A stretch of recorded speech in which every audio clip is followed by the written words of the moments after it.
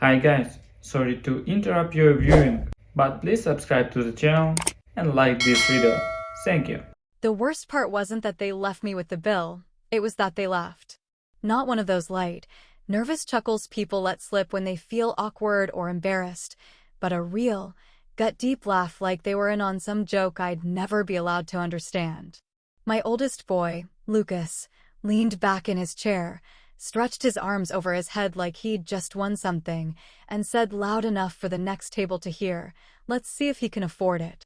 He was grinning when he said it. Not a trace of shame in that man's face.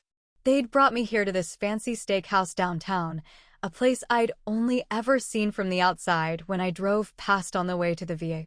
The kind of place with leather menus and wine lists that didn't have prices. The kind of place my wife, rest her soul, would have never set foot in without asking if we had a coupon. When the hostess pulled my chair out, I felt like I was being honored. Turns out I was being staged. It was my birthday, 70 years old. They called it a milestone. For me, it just felt like another reason to think about how quiet the house was without her. I hadn't had a real birthday celebration in years, and when Lucas called to say the three of them wanted to take me out, I was suspicious. Not because I'm paranoid, but because I know my kids. Still, a man wants to believe, right? Dinner started off fine. Too fine, maybe. Lucas ordered a bottle of red that I couldn't pronounce, then waved the waiter away like he owned the joint. Jenny, my daughter, leaned over and gave me one of those smiles that didn't quite reach her eyes and asked if I was still wearing the same flannel from last Christmas. I laughed and said yeah, and that it still had stuffing from the turkey I carved. She laughed too, but I noticed she didn't touch me once. Not a hug when I arrived, not even a pat on the back. Eric, my youngest, sat mostly quiet, scrolling through his phone when he thought I wasn't looking. I was. They all dressed up, too. Lucas in some sport coat he probably borrowed, Jenny in a dress I'm sure cost more than my old truck, and Eric, well, Eric at least tucked in his shirt. That was about as much effort as he ever gave to anything. We ate well. They kept encouraging me to order big. Get the porterhouse, Dad. You only turned 70 once, Lucas said with a smirk. You're not paying anyway, right?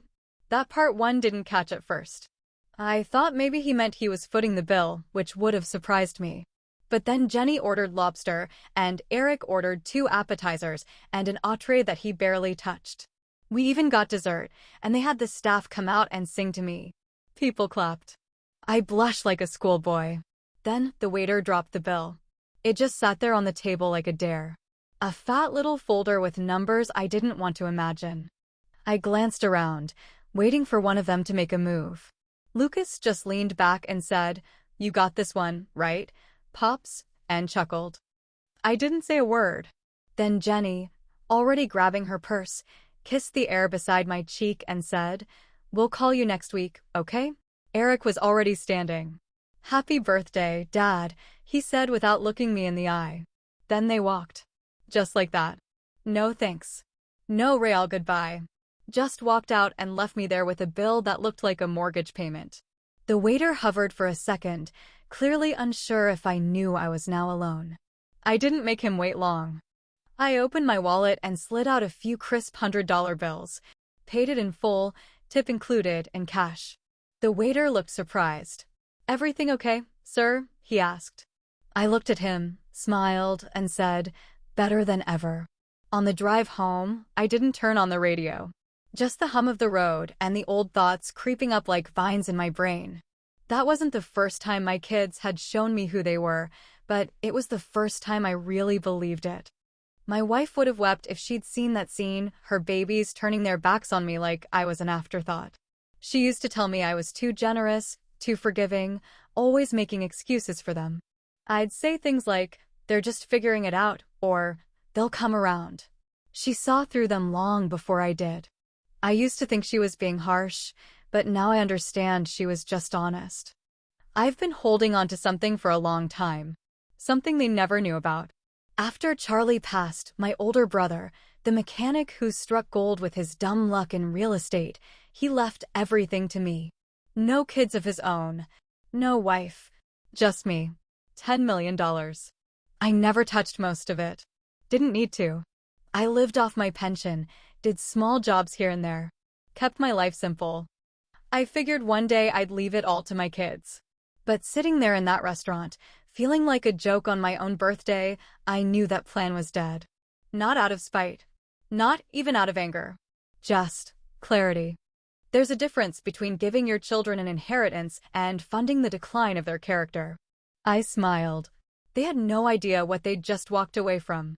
Charlie always used to say that money made people weird, and back then I never really knew what he meant. But now, years after burying him and watching my own flesh and blood humiliate me for a free meal, I hear his voice louder than ever. Charlie wasn't rich when we were growing up. Hell, there were winters we shared a coat between us, and I remember him making toy cars out of scrap metal and wire just to keep my hands busy when I was too little to work. He got grease under his nails before he hit 15 and never really lost the habit, even when his hands started signing checks with more zeros than either of us ever thought we'd see. He was a mechanic first and foremost, ran a shop just outside Dayton.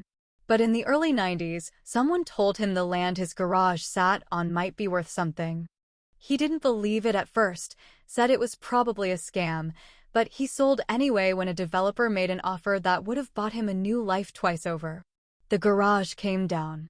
A strip mall went up. Charlie took that money, bought 3 more properties, then 5, then a dozen. Most folks never caught on that he was slowly becoming one of the biggest private landlords in town. He never dressed rich, never bragged. But every time I visited, there was another envelope on the table with bank statements he never opened. He didn't have kids. Never married. He'd joke that the only long-term relationship he had was with his damn wrench. So when he passed from a heart attack in his sleep, peaceful, in his old recliner with a beer in his hand, it wasn't a surprise to me that I was the one who got the letter. The will came a few days later, and inside it was simple. He'd left me everything. Not split. Not partial. Everything. $10 million worth of properties, stocks, savings, and cold hard cash. I sat on that news like it was a live grenade. Never told my kids, never changed my life. Just paid off my mortgage, kept driving my truck, and went back to fixing old junk for neighbors who paid me in casseroles or beer. My wife knew, of course. She was the only one who could have talked me into giving some of it away quietly. We donated to a few local shelters, bought new coats for kids in the winter, funded some school lunches. But we never changed our zip code, and that was the way we liked it. After she died, I started thinking maybe the money should go to my kids after all. It was what people expected. Parents die, kids inherit. That's the way the world spins. But after that birthday dinner, something inside me shifted. It wasn't rage. It wasn't even heartbreak. It was like watching the last puzzle piece fall into place and realizing you'd been building the wrong damn picture this whole time. So I decided to test the waters. Lucas has always been the kind of guy who thinks he's 2 steps ahead of everyone, even when he's 5 behind. A talker, always pitching something, always looking for a shortcut to success. I called him one evening and said I was thinking of putting a little money into something and wanted his opinion. I came across this investment, I told him over the phone. Guy I know from the Legion said it's a new kind of fund. Real quiet, real exclusive. Minimum buy-in's $1,000. 8% return guaranteed. I figured I might try it. What do you think? He bit so fast I could hear the gears turning through the phone. He told me 8% on $1,000 was $80 in pure profit, and that it sounded like I'd found something solid. If it's real, Dad, that's a smart move, he said, his voice dripping with that same tone he used to use when he was trying to convince me to co-sign his first loan.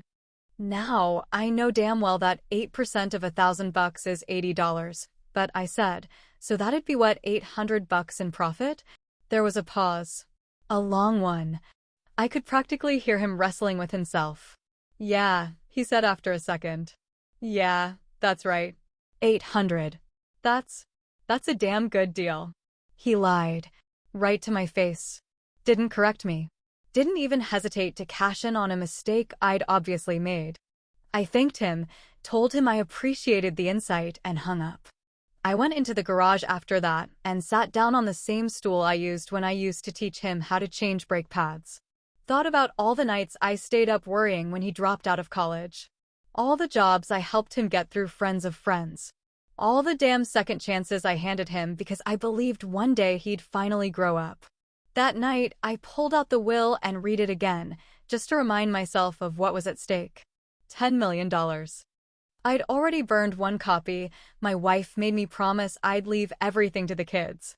But now, well, promises die with the people who hold you to them. Lucas failed the test. Miserably. And now I had no doubts about where this road was going.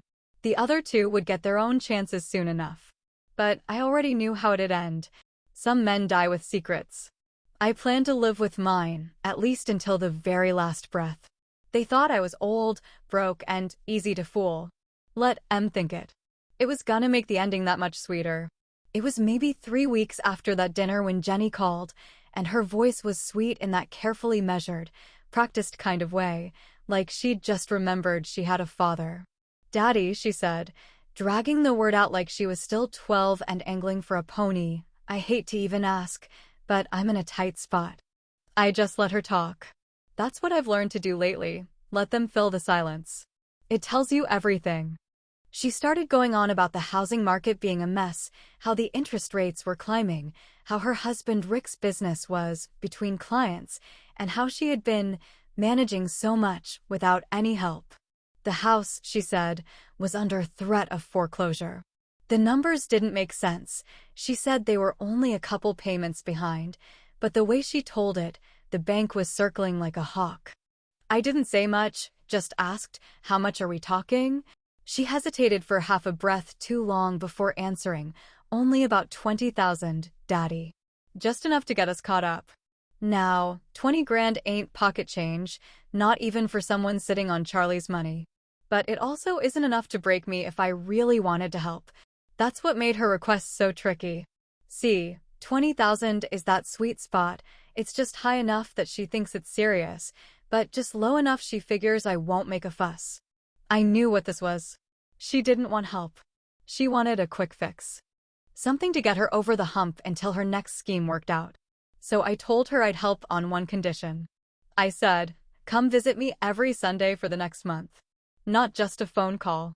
I want you here in the house for dinner. Like the old days." She paused again. I could tell she was trying to decide if it was worth the trouble. "Of course," she said finally, "I'd love to. It's been too long." That Sunday I cooked. Nothing fancy, meatloaf, mashed potatoes, peas with too much butter. I sat on the porch at 5 o'clock sharp, waiting. By 5:15, a car pulled up, but it wasn't Jenny. It was her daughter, Madison. 14, all phone and lip gloss. She got out of the car like she'd been sentenced. "Mom couldn't make it," she said. She had to show a house. I smiled and said that was okay, that I was glad to see her, and we sat down to eat. She barely touched the food, just picked at it with her fork while scrolling through her phone under the table. But she talked. Boy, did she talk. That's the thing about kids, they don't know what not to say. Somewhere between bites of corn and sips of Coke, she mentioned the new countertops being installed at their place. "Granite," she said. I raised an eyebrow. "Didn't your mom say you guys were struggling?" Madison rolled her eyes. "Ugh, no. Mom says once the renovations are done and the papers go through, we'll sell it and make a killing. She said Grandpa Frank is basically a free loan." Now, I don't know what it feels like to be slapped in the face by your own blood, but I reckon that came pretty damn close. Madison didn't even blink. Just went on about the new paint colors and how Rick was gonna flip it fast and how they might move somewhere warmer. I sat there nodding, pretending like it didn't sting. The next Sunday came and went. No Jenny. Just Madison again. Third Sunday, Madison brought a friend, and they watched TV the whole time. Fourth Sunday, no one came at all. Not a call, not a message. Just silence. That next morning, I pulled out my second copy of the will, the one with their names written neatly across the inheritance lines. I stared at it over a cup of black coffee, the same kind my wife used to sip while doing her crossword puzzles, and I didn't hesitate. I lit a match, dropped it in the sink, and watched the flames curl the paper into ash. No drama. No speeches. Just quiet. Later that week, Eric stopped by unannounced. Said he was in the neighborhood, which was a lie. I live 40 minutes out of the way for anybody who doesn't work for UPS. He sat on the couch, complimented the furniture like he hadn't seen it 100 times, and finally said, "Dad, I was wondering if maybe you could help me out." I waited. "It's for my son," he said. He got into Ohio State, and we're a little short on tuition. Just a few thousand to get us through the first semester. I nodded like I was thinking it over. Then I got up, walked to the drawer, pulled out my checkbook, and wrote a check for $10. Handed it to him with a straight face. He blinked, looked down, then back up at me. $10. "You asked me for help," I said. "You didn't say how much." He opened his mouth like he wanted to argue, but nothing came out. Just sat there holding the check like it was a riddle he couldn't solve. I let him sit in that awkward silence for a full minute before standing up and saying, "You're always welcome to come by for dinner." He left without taking the offer. Or the check. That night, I poured a glass of whiskey, turned off every light except the one in the kitchen, and sat at the table looking at old photos. Jenny in pigtails, Eric in that Halloween costume my wife sewed by hand, Lucas on the first day of kindergarten with jam on his face. Somewhere along the way, I started asking the same question over and over again. What did we miss? What went wrong? But I already knew, and knowing made things easier. Because now, for the first time in years, I felt like I had control again. And I wasn't done yet. It was a Monday morning when I walked into the lawyer's office, the kind of gray-skied, cold sun Ohio morning that made your joints ache and your patience wear thin. The place hadn't changed much since I was last there with Charlie's estate documents, still smelled faintly of old books and new coffee, and the receptionist still gave the same practiced smile like she was trying to convince you that bad news could be gift-wrapped. I had my mind made up. There wasn't going to be any debate, no second thoughts, and certainly no more illusions about what kind of legacy I'd be leaving behind.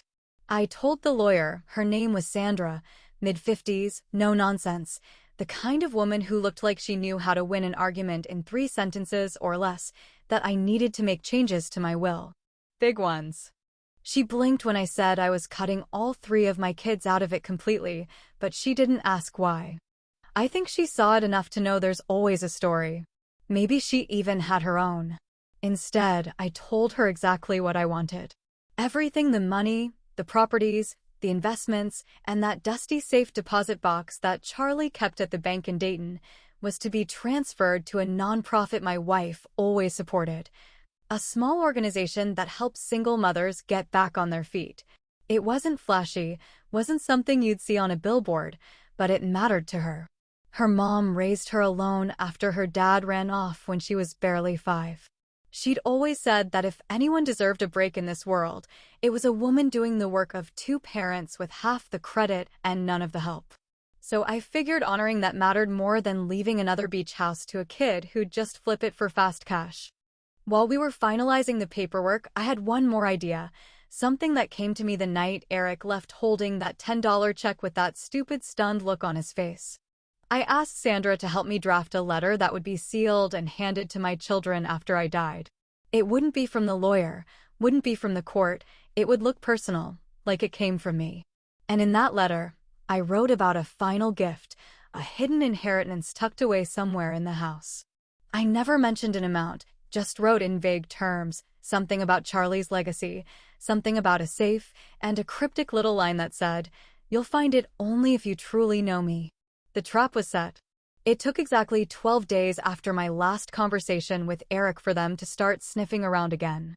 Jenny showed up first, unannounced, holding a pie she clearly bought from the Kroger bakery and pretending like she just felt like visiting her old man. She asked about my health 3 times in the first 5 minutes, then commented that the house looked smaller than she remembered. I offered her coffee, sat with her on the porch, and pretended not to notice how her eyes kept scanning the living room like she was casing the place. Lucas followed a few days later. Claimed he was in the area, though I'm pretty sure he hadn't been south of the city in months. He brought me a bottle of bourbon I used to drink back when I was working the late shift, the cheap kind I hadn't touched in years, and said it was just something to say thanks. Thanks for what? I asked. He stammered a bit, then said, "For being around. You know, just being dad." I nodded and told him he was welcome any time. Eric took the longest. I think he was embarrassed. Or maybe he was just waiting to see if the other two cracked first. When he came, he brought his son, the one he wanted tuition money for, and acted like they were just out for a drive. The boy was polite, quiet, didn't seem to know what this visit was really about. But I could see the tension in Eric's shoulders, like he expected something, anything, to fall into his lap if he played his part just right. I started keeping a journal. Every visit, every comment, every fake smile and forced memory they tried to resurrect, I wrote it all down. Not because I planned to show anyone, but because I wanted to remember just how far they were willing to go once they thought the money was back on the table. Jenny brought a photo album next time, full of pictures she hadn't looked at in years, acting like it was a spontaneous gesture. Lucas offered to mow the lawn, which he hadn't done since he was 16 and had to be bribed with gas money. Eric started calling weekly, always ending the conversation with some variation of, "Just let me know if you need anything, okay?" They came with casserole dishes and old stories, feigned interest in my hobbies, asked about the war again like they hadn't already heard every damn story 3 times. I didn't stop them. Hell, I let them pile it on, let them feel like the performance was working. And each time they left, I'd go back to my journal and write it all down, every empty gesture, every calculation hiding behind the smiles. One night, I sat at the kitchen table, the light humming overhead, flipping through the entries like chapters in a book no one else would ever read. I poured myself a drink, looked at the photograph of my wife that still sat by the window, and whispered, "You were right. They only come when they think there's something to take." And in that moment, I didn't feel angry. I felt sharp, alive, a man with a plan. Funny how love grows when they think there's money on the table. When the end came, it didn't knock or announce itself with drama, it just slipped in through the cracks, quiet as the wind through the old screen door. I went to bed one night with the window cracked open, the smell of rain in the air, and my bones aching in that familiar, unbothersome way, and I never woke up again. No gasping, no pain, no drama. Just one long breath out, and that was that. Death, it turns out, is a lot like sleep when you've said everything you need to say and done everything that needed doing. I left my slippers under the bed, my coffee mug in the sink, and my final thoughts tucked away in a letter they would not deserve, but would absolutely receive. The funeral was held on a Tuesday because Lucas said the weekend was just too packed.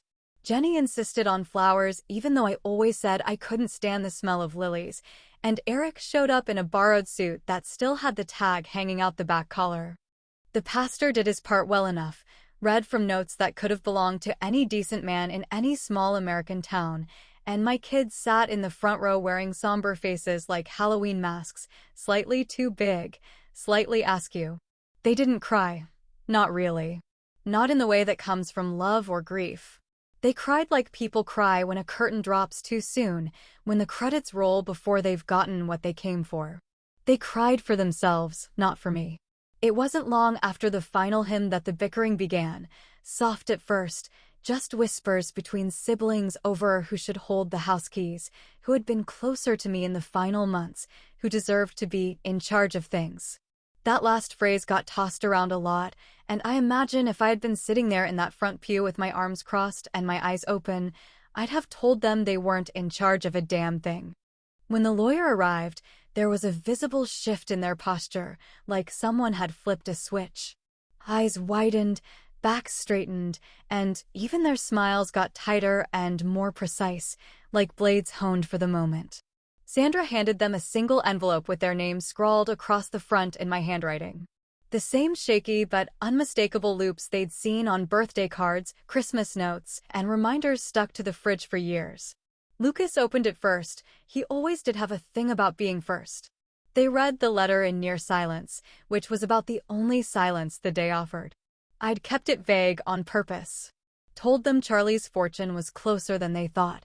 Told them my final gift was hidden, and only those who truly knew me would be able to find it. I hinted at the past, dropped familiar phrases, and mentioned the garage, the attic, the box behind the dresser in the guest room.